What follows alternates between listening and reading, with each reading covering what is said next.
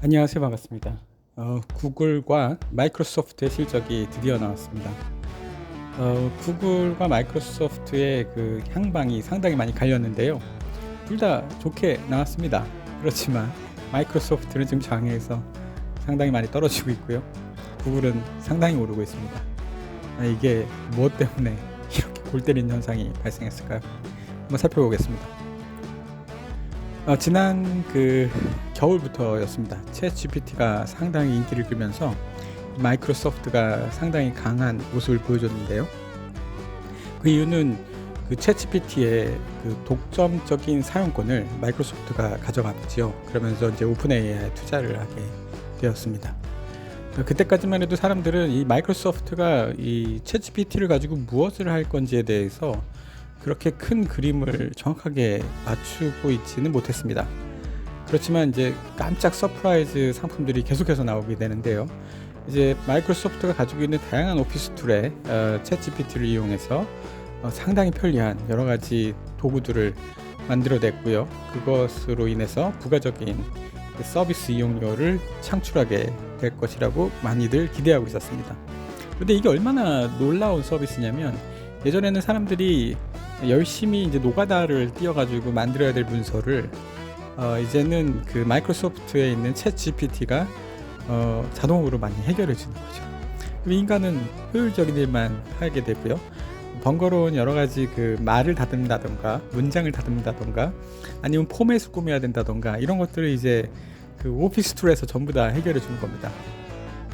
사람들은 깜짝 놀랐죠. 특히 월가의 이 극성스러운 사람들은 정말로 이제 열광을 외치면서 유레카를 외쳤습니다. 그 챗 GPT가 마이크로소프트가 투자를 하기 직전에만 해도 마이크로소프트 분위기는 좋지 않았습니다. 이 주가도 상당히 많이 떨어졌었고요. 그런데 이 얘기가 나오면서 이게 이제 계속해서 올라가면서 사람들의 기대도 훨씬 높아져만 갔죠. 이와 반면 그 구글은 이제 망한다는 얘기가 나올 정도로 이 또 한 가지 반대편에서의 월가의 그 극성이 이제 시작되었습니다. 왜냐면 마이크로소프트가 그 챗GPT를 이용해서 정확하게 원하는 정보만을 끄집어내게 되면 이 광고 수익을 기반으로 하고 있는 구글의 이 매출이나 혹은 순이익에 지대한 영향을 미칠 거라는 그런 사람들의 평가 때문에 구글의 주가도 상당히 큰 타격을 받았습니다. 그리고 드디어 그 시험 성적표가 나오는 날이 된 것이죠. 그래서 모두 다 시험 성적표를 착 열어봤더니 구글이나 혹은 마이크로소프트나 성적을 좋게 받은 거예요.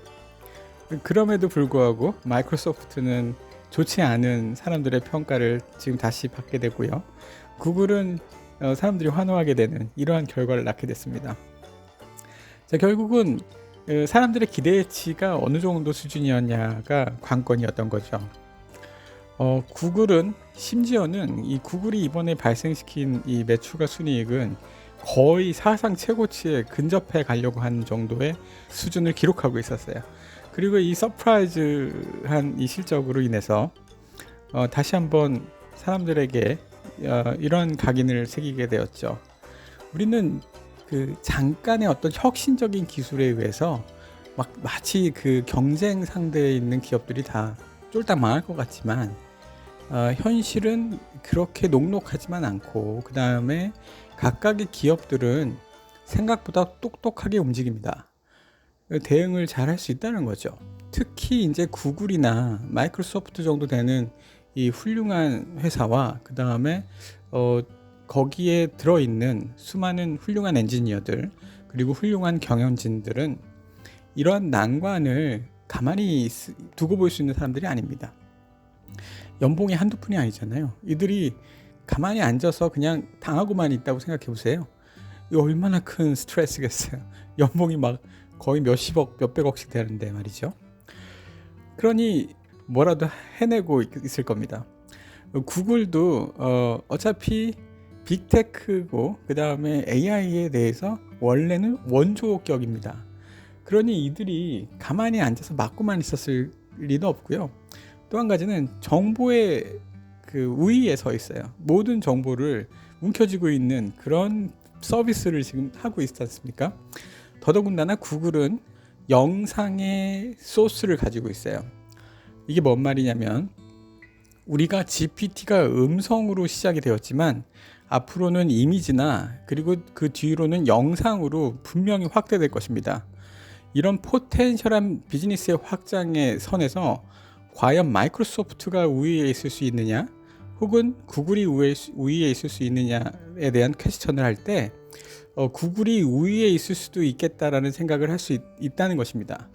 데이터를 손에 쥐고 있고 만약에 이 데이터를 가지고 학습할 수 있는 권한이 있다면 구글은 이제 텍스트 기반의 챗 GPT를 뛰어넘어서 이미지 기반, 영상 기반의 챗 GPT를 만들어낼 것이니까요.